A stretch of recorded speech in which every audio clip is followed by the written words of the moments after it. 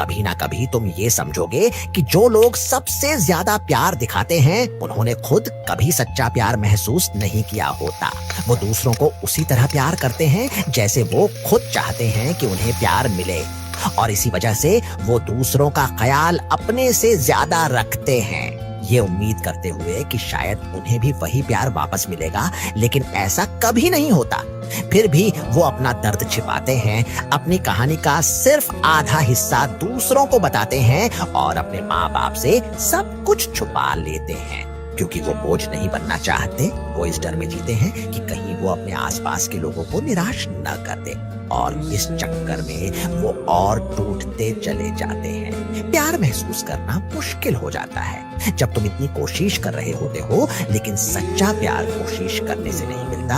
वो खुद आता है और उसे पाने में कई साल लग सकते